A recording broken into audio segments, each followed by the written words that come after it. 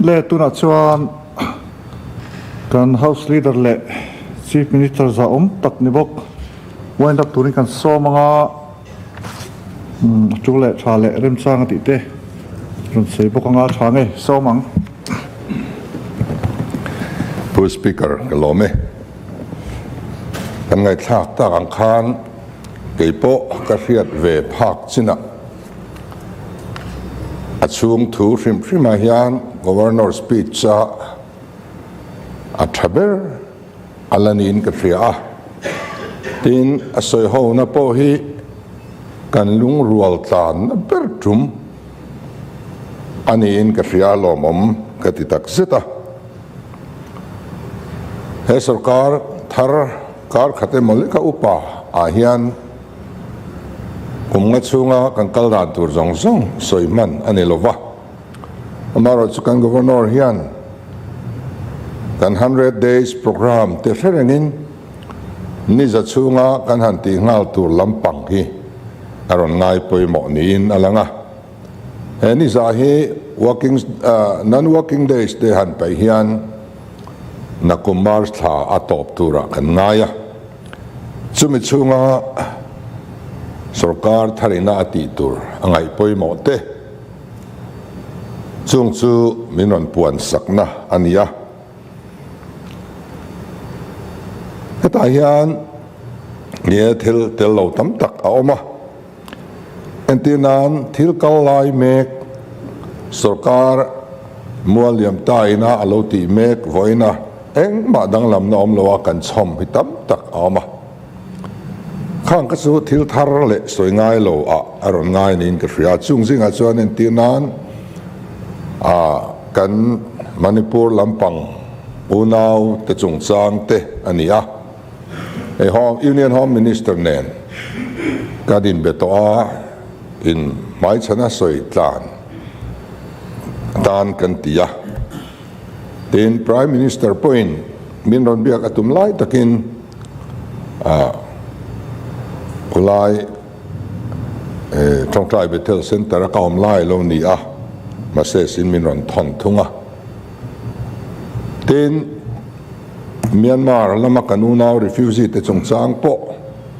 kan external affairs minister nen kan soidon to telefonin ani ku ka batchmate ka thian tra aloni boka India sarkar foreign policy le a diplomacy hi Myanmar chung chang a hian kantana lomom tak zong hian a in herdon emiang o te po kati rilruwa ne hang hi thil sensitive issue ani a central sarkar ngai dan te chunga kan trong angaya imponi sen kanunau te nia politic thil ani lova human issue ani awangin kan theyang tok le kan resource in atlinang zela chuan heng somdol na hi kan thok chunjom zel meka kan ti zel don bokani ti kha kan soidua ten designation plate chung chang kha an soifia ngain ka ria a sang ni le som pariat a khan kan manifesto kan da ani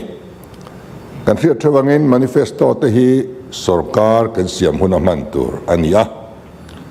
kan sarkar talova thlai thar te po kan leng kan tia kan lei theilova sarkar lo miau chuan khati lai kan da chan kha kan sarkar chuan mi VIP culture kan ti claim na tu zinga pakhata kan da keini party MLA le minister te chawina kan zombik tur ni lovin Mizoram MLA zong song te na kan zom tla na ta na kan duan ania amaro chu sarkar na kan chan ta lova chuan keini chawina lo zom fal khan omzia thui tak anei chuang lo boka le kan hanen nona atta ka thil thleng kan han enin MLA te minister te chu kan wak chuak ne me ma chian ni that nia kan thlen zung zung ngaya damdo ina te meeting a te kan kal zinga tin session te lo oma in tlan chok te lo ni bok nen khanga khan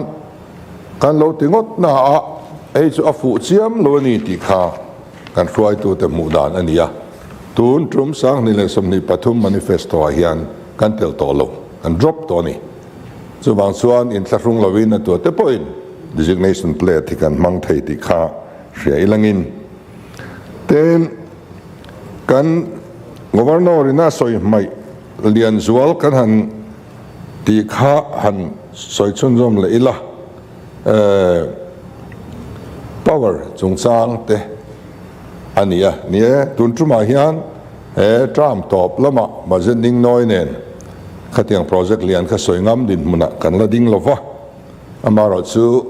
nakum budget hara ero chuan ma kan la tran dona power hi tunai hian changtu minister hi an mani chung kwa po tui khop thei kan mangani sarkar ma sa po khan an ni chung kwa hian kan ramalui pakhat khwa hian lo dil to a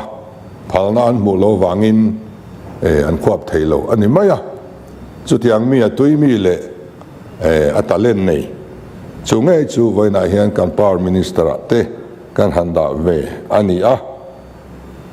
ten Kuaran tora tran te po hi kan trang do na tuna hian MSME nuai hian at hei sa ringa awareness aom lova sarkar tangin awareness kanin pelo boka kan entrepreneur tam tak hian hei hi an chorlo ani keni chuan kan wardona akum khat na chowa chuan kan state sum kan man po angai lo central scheme hian guarantor omsa a oma loan provision a omsa margin money a omsa beka subsidy a omsa bekani chu conversions in central sarkar scheme omsa tenen kalpui kantum ani then boundary chungchanga kan home ministerin boundary committee adin don me katuna hian ni sa chunga kan ti tur ania kim chamuk takin a stakeholder te ai o kim theyang berin ni buat sai atuma a boundary kha kan ching felang kan tilo amaro chu ram ria buaina am vele phut zuka soble sila committee din chung ang khatha kan tilo ati ratanga nei sa kan do wangin kan din sa anga chu chuan maron langa chumi malana ang zel chuanin kan kaldon ani tina ani then resource mobilization department sarkar masain laudina resource mobilize dan tur ngai tu tur committee kha hau tak bera an trang hal ringot kha dik kan tilova department din na thama kan ngai lo hei so wangin nimina khan a dissolve na order ka approve felony committee atok supo chu rei takan din po ngai lo wang department meu tuna kan department nei te poi amalgamate leila etiang ramjim mithingzim sia kan tina kalaya athar hon bel kha ini mita chuan afu kan tilova so wang chuan a committee zongin kan da a eta hian IS retired Chief Secretary Lui chu Vice Chairman kan da dona chu po chu hau tak lo theyang berin thlatin cheng khat loin kan mang do ni kan cheng khat lo te na tho hi chui nang ta don lo viau hlomani tin MSSB hi tuna hian exam conduct mek an neya hemi an zo ma hi chuan khoi kan tum lova an zo huna chuan kan thiat dor ni Mizoram a hei chen sarkar kan lo nei ve to MPSC kan ring tok mai thina chumi ring tok lova political appointment ti theinerem chang tak system thar introduce tra kan tilova athok tu ten fellow kan tilo pressure awma chu wang chuan he bot noi na thok na lak a hian thil fellow tak awm ti po chiang takin kan hriani soi tlak po ni manglo te po amani chu wang chuan hei hi din reng chuan sarkar pian in rem chang an mang duanga political qualification atrai no lu tumda aw manga chu ani kan ram ti kholo tu chu police te kan la kut vung berbur ke vung berbur min veng tu ta na kan du hau lo tur te kan la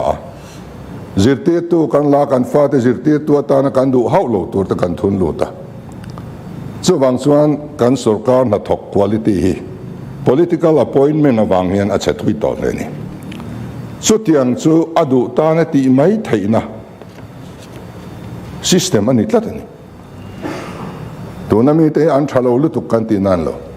MPSC chairman nen kan soi dun to he thil alo chuan hi in dai lo ti wang ani in dai lo reng mi ka tia dai lo kan nei lo ti kan zo lu tu kan na hi atia amaro sui du zong anot min ron pero ka te min pe to ta po chuan staff deal bel le ilam awm vak lo etuna kan driver te nei kan to don deu ta drivers barak athanga kon min sak sak pula ti chi aron soi ani deu mai sum tan po ngai don lo chuwang chuan an na lo hau tak chozel ni chuan MPSC kan thuam sak chozel mai jok don ani ti kha kan soi du tin SEDP zirti tu te cabinet nan chungchang kan ngai tu to tun financial year atop thangin kan leader of opposition ina aron ngen angkhan sorjui kan tume sarkar masa tilti thiat buan lam hi chu ke ni zo kan ti ve vak lo ni mai ro chu mi ta zinga hian unqualified tam tak anomani kalzel tlak lo ten danang thlapalak an ni lova party advertisement ten so party nan lani satana so ti chung chuan ke ni chuan financial year hi chu zoro se kan ti chu wangin an thok zuenga amaro chu khami ba khachu kan education minister in trula tiangina kalpui ve to tura kan ngaya mi qualify lo te ten an ha tho na muna om chuang lo te ai kal lo la le song ta te pon om zela ten kha zinga khanin nia an om na tur ni lo om ta dai te po an oma chuwang chuan angai han som reng te hi chu ani lo dewa kan ngai ani tin school upgradation hi nia in Thandon naya November thasawa hian school eng mazat upgrade alone to thina kan fiat nu ani in Thandona school upgrade vakte in Thandona district hospital vakte kan kheto ani post speaker hei hi wo zonna na ngai a hlo du khop mai district te po kan han puanga sokidar po district thara kan da le lok thei si lova school kan upgrade te po atak takin kan implement le thei hau si lova mana an upgrade masak trumpo khan ke ma nge hin he hausa in tia ma nge in upgrade ang hian an lo te peta chu ka tia nur ngai le zo kan an mani ngei po phurit ni tur kha vot du na wangin kan sum din munin aphuem atlinem ti po ngai tua silova thil ti he anulea lo sarkar tan hianin a hriome ema ki nok then kan ti te po kha heng awang hian heng tongkam te po hi alo chuak ani so wang chuanin eng po ni sengin tu na tra man tur kha ani lo hrim hrima na sarkar ma sain upgrade dan ka chu kum ni nuwa effective tur chawania kum ni chungin kan lo ngai to ve phot ange hi chu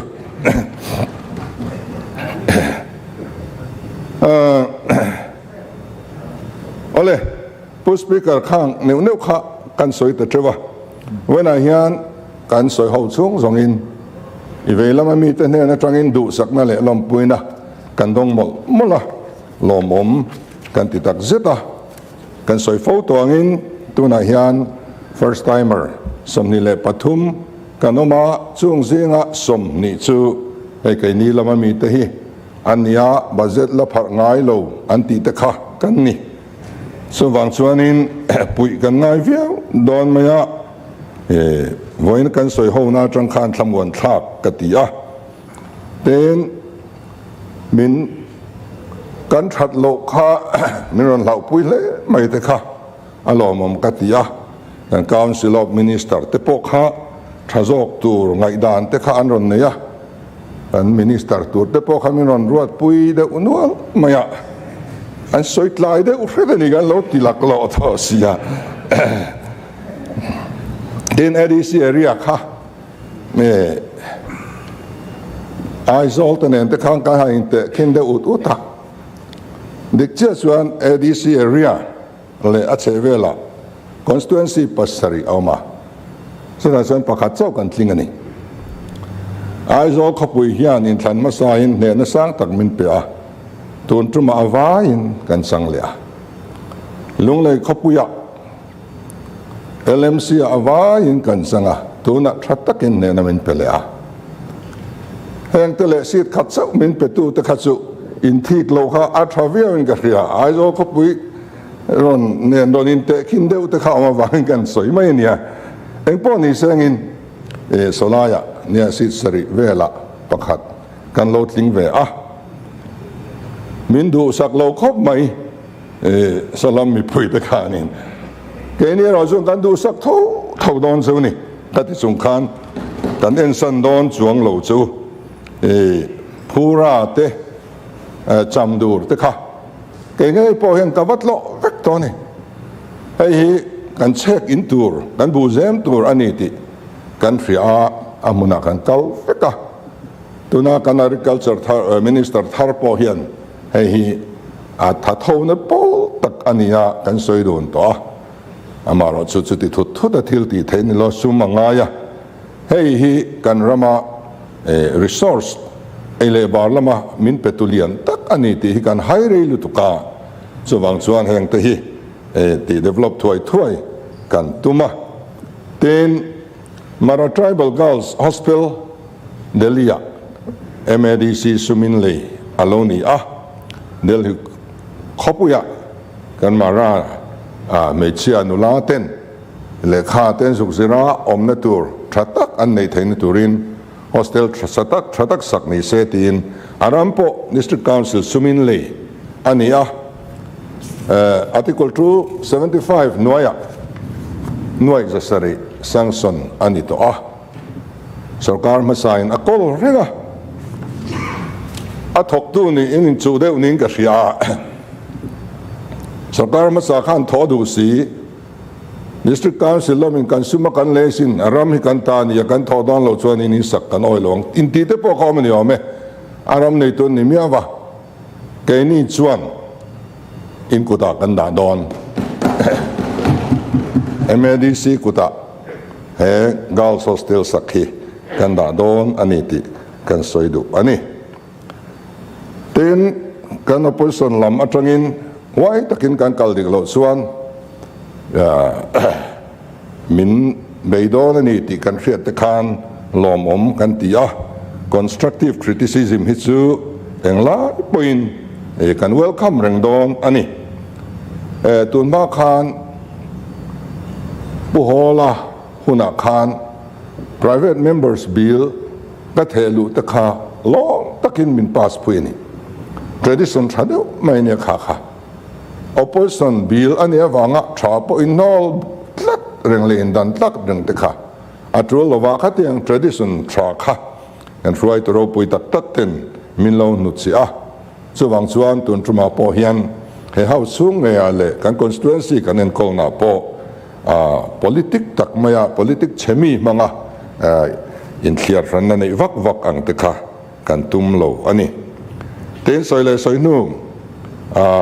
ไม่ใช่ MLA history กันเสียมตำเบอร์จุมอันนี้ข้าไม่ข้านี่ละว่าผู้ speaker vote ลากันเองคานมีประวัติอินไม่ใช่วัดอัตมได้อันนี้ตัวจุมาขันส่วนวันเฮสโรการทาร์ฮีกันรามา mei chia te vote awang lo piang ani ti la aswal lovanga he sarkar thara a stakeholder lian tak chu kan mei chia te hi anni chuwang chuan thei ngil thei kan ni lova women commission te po kan han siam ve anga theyang tokin an tan na tho kan tum ani tin kan governor hian vote la athat chan le ton trama mi an phur chan kha chiang takin min rila kal phung thar le bana kai su sarkar change andwa wanga vote thatura phur takalocal aniti min rila. The people of Mizoram spoke in loud and clear atini Zoram mipui te hia enge ando hi an chianga so ring taka anau chhuanani atiani he sarkar thalo piang hi so Vawiin hopes, aspirations and dreams mipui te base na le malam hunan lo thlir lok na khang zong song tidik turin chung mipui te base na ai o chuan helai in thuani ti kha min rila chuwang chuan kha kan riat reng tlan atrul le don ani tin asoi jinga poimo chu budget hi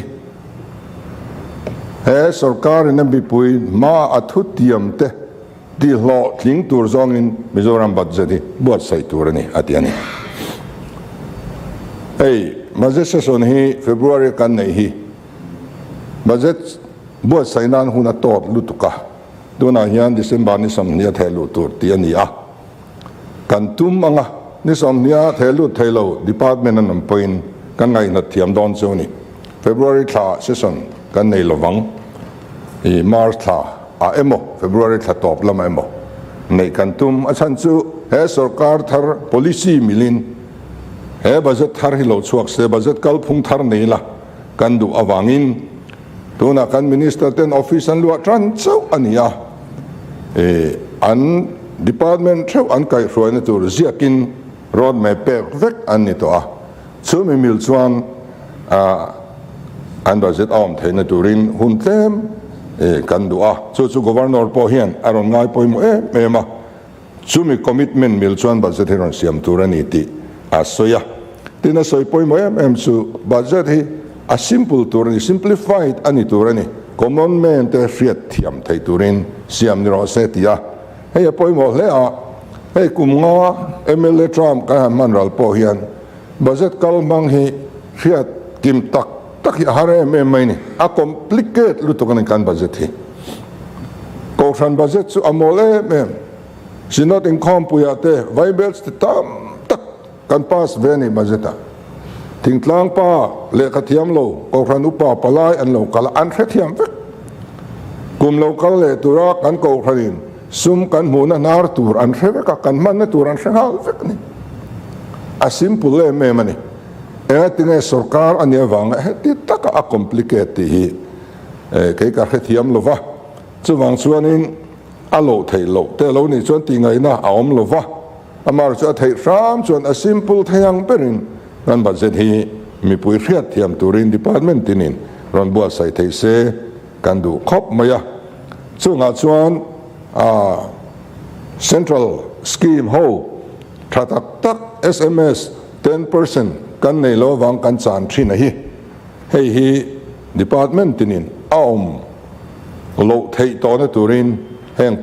provision te ron ngai poimo turin kan du tena be takin central sector schemes 100% funding ho hi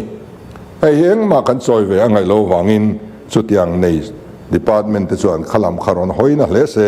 kan du bok ani tin corruption chungchanga zero tolerance Don atia kan governorin thu chu thu ani maya thu hi chu tha hi kan ngai thanem to he hausa po atak hi kan du chu wang chuan zote chu tri or tiri la kan him mayang thom kan thiang kan tlan chemai don lom tiri ngota kut ben khaom jani lo atu berin nge zote chu tri or tirang eng tin nge an or tirang ti kha poimo so wang zero tolerance tur hian eng tin nge ti lai hian system tho kha a local le thina so nga tan chuan general consent CBI ne na pek te ani a kan sarkar kalta khan lok ai tain CBI ne na pek arot pathum lai kan sarkar a thelu kan sarkarin a lo dang chata pek kha phallo khani a keine ro chuan general consent kan pedona chu kan chief secretary po instruction ka peto a engma phalna mindil angai don lo an kuta thulu chu an investigate mai don ani tin monitoring committee hi kan din chho mai don a kar le lama te kan din thei tongem ka khelo chda chuan recognize party tin atangin mitang kai tur corruption huwa in ayo puspi karonda turin kan som don ani chunga chuan kan ti ho don party sarkar kan din don lo mi pui sarkar kan din don awangin heta hianin kan ti ho vek don ani ko thanayo chuan an vai ni chuan tamlu tuk dona MPF ayo pakhat MKC ayo pakhat tiang chuan kan tianga NGO ayo tenen chuan kan rama project poi mo song an monitoranga kan ti ho don technical support kan mamodona chunga chuan quality control division te po du an man thein an disposal kan da dona tiang chuanin kan zawain kan rami kanen kol tlang don ani helai ke ni ruling mitlem te engma experience po nei lo ten kan ram kanen kol bill big kha atha kan ti lova kan ti ho dial tura kan ngai ani tin financial measures hian hei sarkar na tok te lo pe ngal ni ro se kan han tia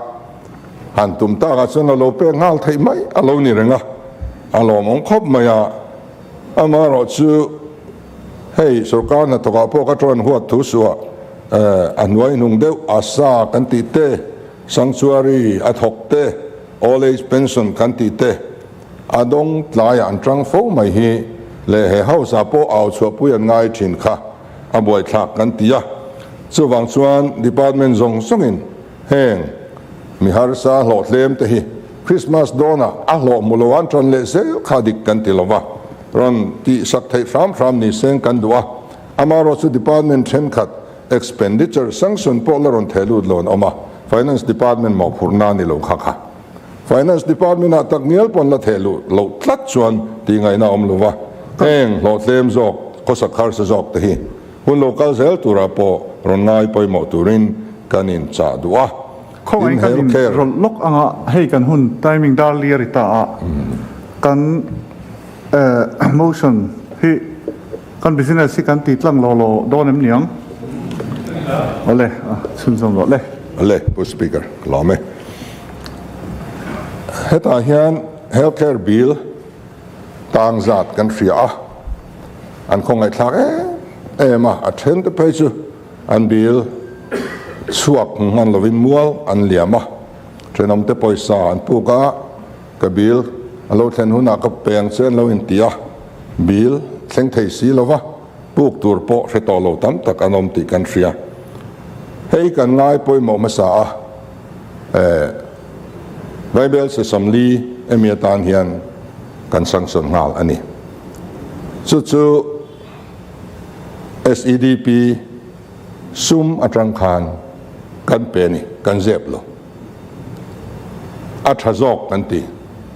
wo zonana man not ai zona athazok kan ti ten askim thazok khidwan mek ania chu nakina legislation lama te kan minister ten min la khilfia tura ngai ila thlai thal leina tur po hi DRH da kan soi thina a theilo oi su min ti thin budget po voi khan ma la pharvelo nia an du dol soi lo min ti thin ni thum chungin DRH da hi kan ti lo tling ba alo thei na me mai voi bel se za som kan da nisina kan agriculture minister soyang khan kum thara za somnga a bultan nan kan dale phot dona kumina za som kan handa po hi kan man angai vak kan ring lo red kan puanga ngan leader of person khan lo khet chiang lo nge ni midang zok nge ni kan red puan kha zoram dung le wanga khang thai thar pali te red kha kanau puina sa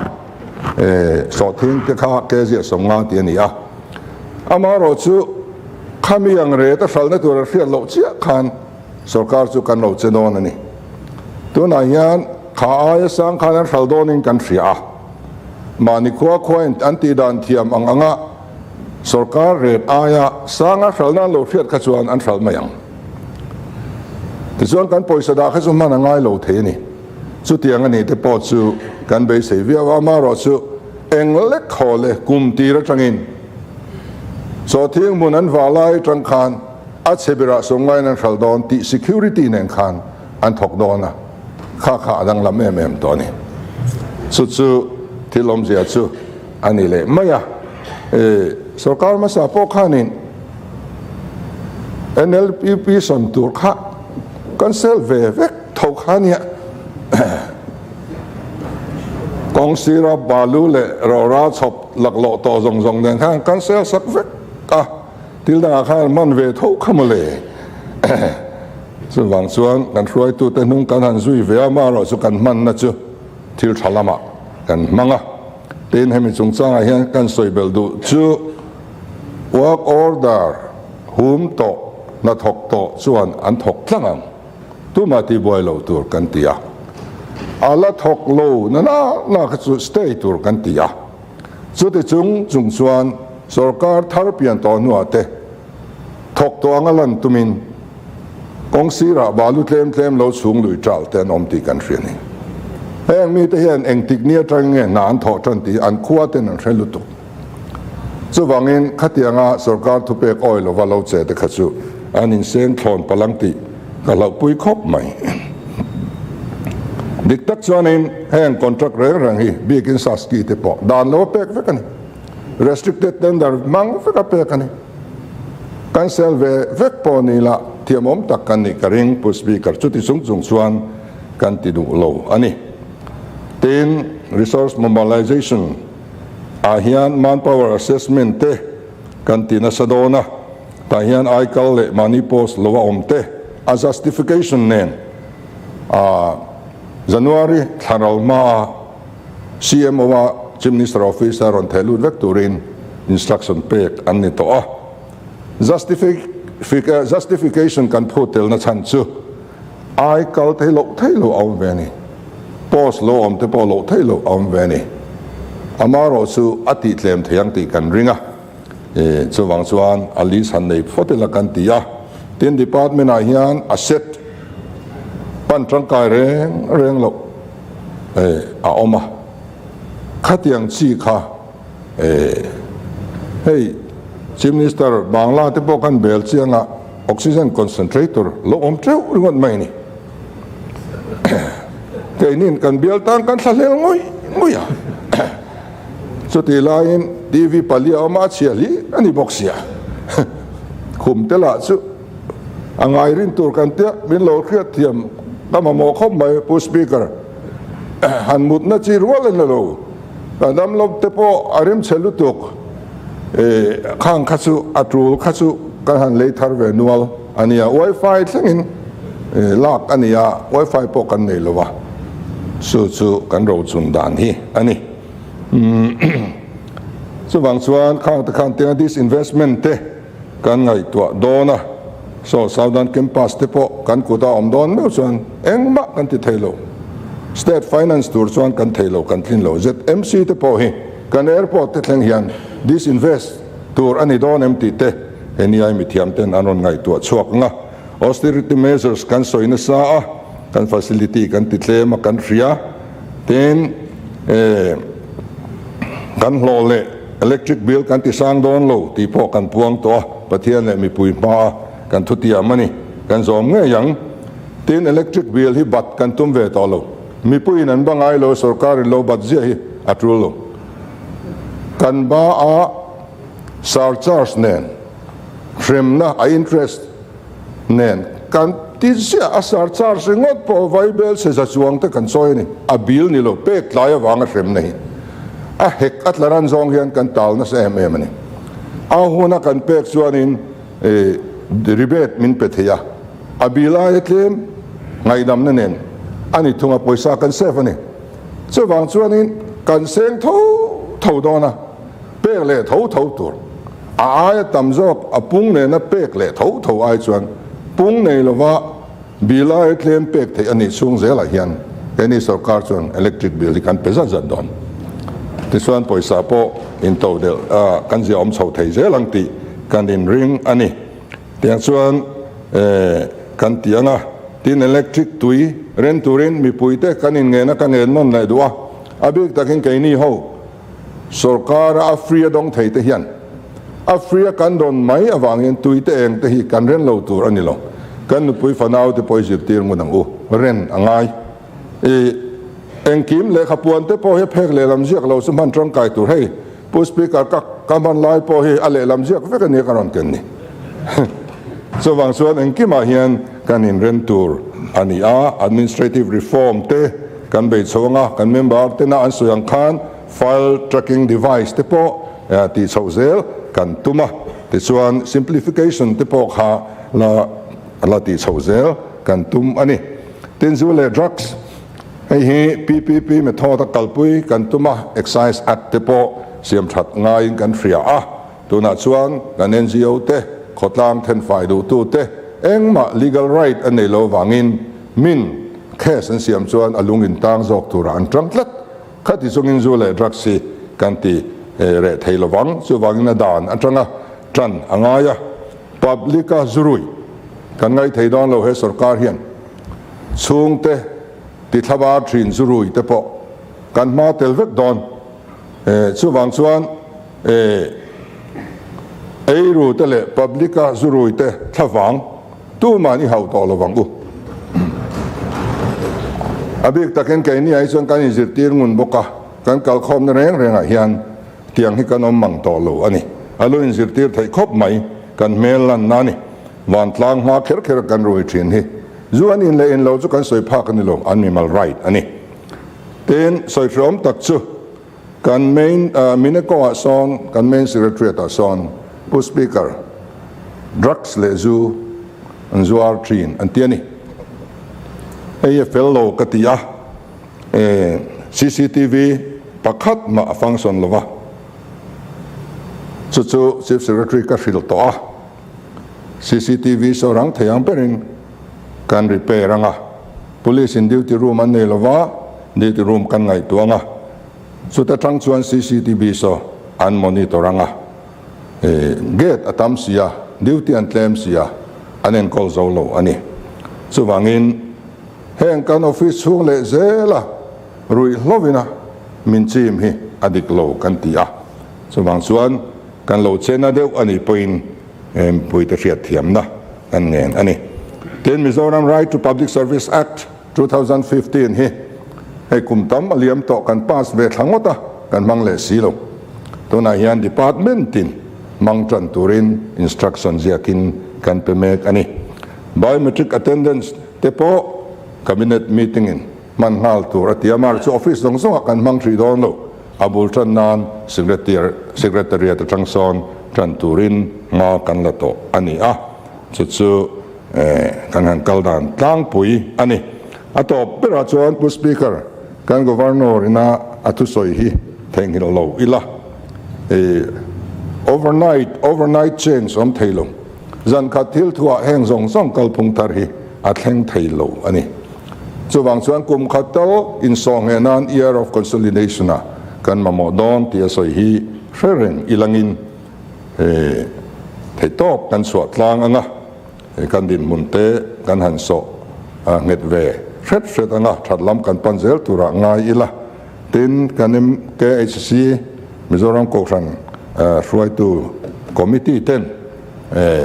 mani Kokran theva kan ramta ne sual thupa choi trong trai nei ten ron rel ni in kan lo ria alom ong khop maya sual nei lo kanom lova thupa choi ngai lo tu ma kanom lova he sarkar thara hian pathian nena po athara in lana kan sual thu pha te choya ngai dam dila malama thazoka kan ram akal theina tura min tong trai pui thau turin mi pui te po nang ma kal tlang in kan ngen ani e kalome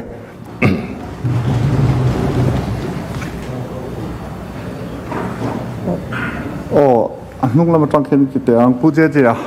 no somang Pu Speaker, kan House Leader le, kan Chief Minister, Opposition Leader le, mi pui na du taka, an Iowa, an khan, ka MLA Pui zong te, si bay kabuk cewa,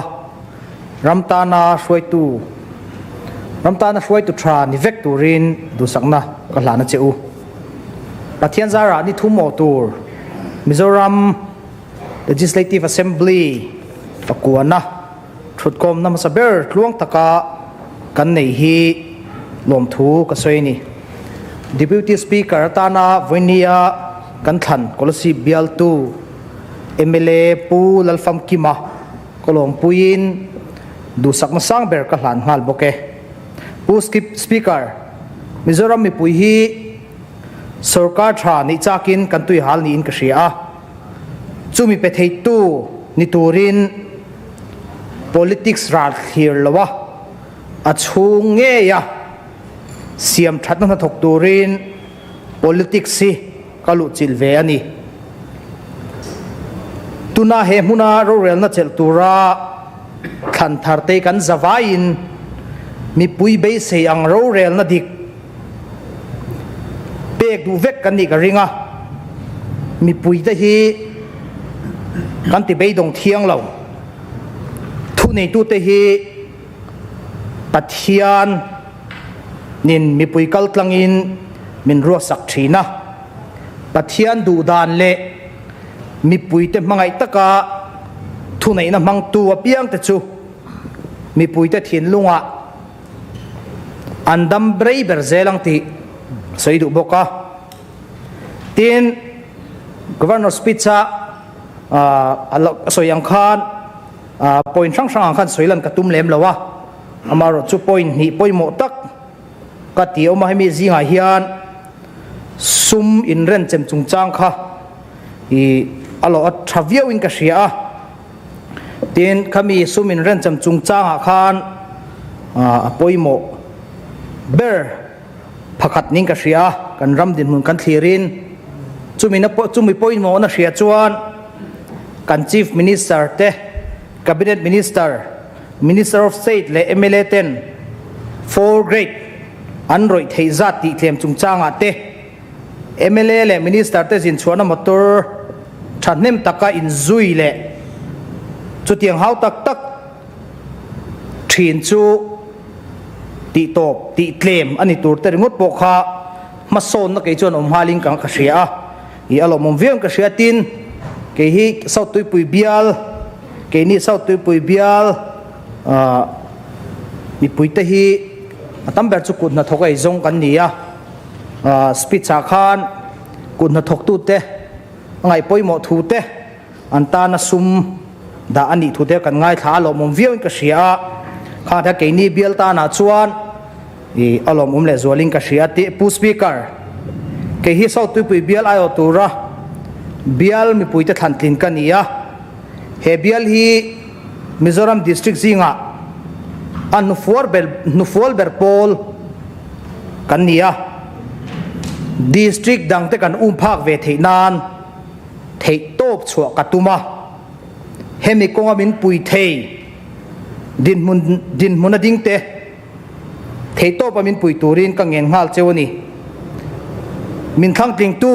bial mi pui te ma din zel katuma kan bial ta na kalau tang na thin ani poin kan nu fual dan te ria min lo thiam turin ka ngen lok chewani mi har satak tak te khongai na le du sakna vote ling khoma he munom thei kan nia an ni ho hi kan hau saksan hi athiang lawani mi pui million le mitte ber chunga kan ti hi ke ma ni tan theu ti kan nia ke chuan MLA kan nia wang hian kan bial le Mizoram mi puite hi ka hau saksan don lowa an din na pianga ka ding zelang ti ka soidua sarkar thra siam tura thatho ve thei tura min siam tu pathian chunga le sau tuipui bial mi pui chunga voinia hian lom thu asoi ngal du ni e kalome le nula beril so mang Pu Speaker, abik takin mizo meit sia tetan politics sa bungthar kan kai ni inan soya he history siam na zinga meit se pathum zinga pakhat ni vepo hi alua ka phulo ti ka ria a ropui na le choi moina pathian hena omsela de chuanang ma kaltlangin patling pathatak tak khotlang te tana in nga na pa ni ting tak tak te ne na kanin ti siak kara an khongai na le mangai na du sakna min petu south tree bial mi pui zong song te chunga lom thu ka soyani hei thu thatak tak kan ngai thato a address hi soi ang khan minin nga chung chuan amal te te in a soi theilowa chuwang chuan a khai khom deuh zong in han soi tamai la tha in ka ria a ama sa chun sarkar in tha kania sarkar thar kan tia po sarkar lo ngai lo kan la nei ngai lo tuna hian kan han din chho ani a chu asab jong chuan change kan tia a huam kim viawin ka ria a he change hi kan riat tur chu process ani a voile khata result ani theilowa process ani angin akal bek bekanga kum khat kum ni term khat te a aya tam te po adu mai thei kan du thu sam result mutur chuan he process a hi kan rin ngama mizo mi puite kan ram mi puite poina kan lo nga pe le kan lo do pe po kan lo do thei po angai don le in ka ria a tin chulai kan soidel tel du chu he tianga sarkar tharan pian atang hian soi tam takte a chona te po nyang chu en chin ti te a kan strict viawang kan du khir viawang ti te kan en thadon chunia han ti te po atama he house zom tak chunga po hian ari de molin ka ria a chumi chu a hlotlin na tur chuan mi puite official te heram he danina a huam te zong song hian thu po kan lo oi chin ve angai dona kaldan turnia kan soi nakina ruam man kan ron siam tur te po hi kan lo zom chin ve angai don ni min en chin don chuan ati hlotlin lama le aken ko lama khan e kan lo execute dana khan keima nia thui tak ain ngatani ti hi kan ram mi puite hian ria se kadu khop maya chumi ni lo chuan helai atang hian thei pato patra te ron siam thin ma ela azom tu tur le ati hlotling tur te na min ko pre that lova thu kan oi lova ti lo dan zela akal chuan a hlotlin na hi amu mai thei don bik lova wangin voina hian kan speaker kal tlangin kan ram mi puite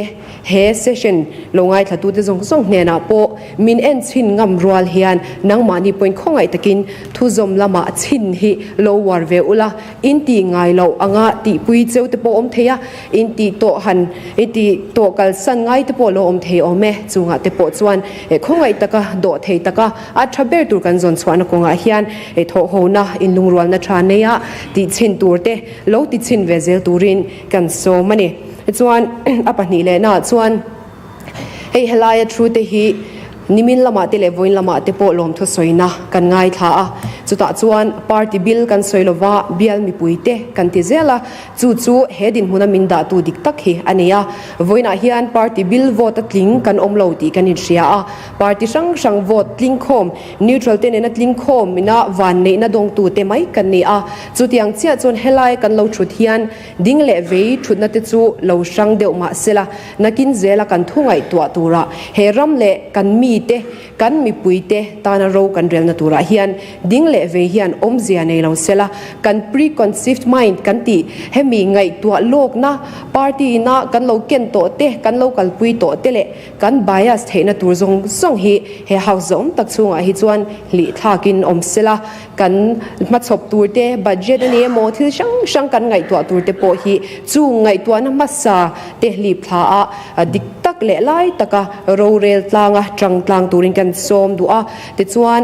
chumi mai ba ka kan veilama kan unau te party danga kan unau te pon ramta na thajok tura an tho a chuan ke ni po in na satakin an lama kan tanganga kan tan pui tura ka ngaya chu tiang tur chuan helai hian kan ru kan ngai to na kan za a kan siam plan apoi mo hle in ka ria a voina than chwa te chu tiang ru putur chuan kan be sei chewa du sakna po kan hlan chewani tin ni chin lama district area wise te kan ngai tha a kha ka ma po members om takin a soi to a khang kha ke ma chuan intention tumna le engti emozong tala sang de uriau nia in ngai na hi alo omin ka ria a tin ka ria chwalo chuan ma te chuan kan local pui to anti a chu tiang khatiang chuan ni thine anti a ma se anulama kan members om takte pon an soi khan ensan kan nia acha kan niang nar lova kan khop kham lovani anti vele tho box si a chuwang chon khang an local to dana kha mi puiten an lo du khop lowani ti hi alangin ka ria chu tiang ani wang chuan tun truma hei cabinet le MOS kan sem dana hi lo ringam phot sela Mizoram ta ani a rampum ta ani a chumi bill chumi chibil minister te ni lovin heram achunga cheng zong zong chim mar achak thang te ta na minister te anni chu tiang tur chuan he minister ni na zom tak tak keng tu te po hian chu mo phurna chu lo keng ko ta sela ti bil na chima ne mo mar ne mo chakan ne mo khalam zong khan clear to lovin tun ma kan lo du khop lo na tele en fran big nu fol big nia kan in ngai lai zong zong te po zon chwa ni sila chung te po churon no puin he in kara clear shan tum tlat na omte a chibil zong kal thin te hi chu tiang zong chuan kal to lo sila ti hi adu om lein ka sia a top nan ei point som pari na khan crop insurance ron soya he hi ka tuipui le maya a chan chu kun na thok tu ten na sa takin an thok ti kan sia maro chu malam hunatan insurance te lo om thin lowa central in scheme pathuman kalpuya heng PMFBY kan ti te weather based kan ti te coconut palm insurance kan ti te heng te po hi kan lo chiar ve na sa atakram chantira ataka man hun nga hlelom lein ka sia a he kal phung thar hi pathian in mal som sela chuan kan ramin mi puiten mana sa takin kan son ngei po ka be sia he motion thataki ka thopani kalome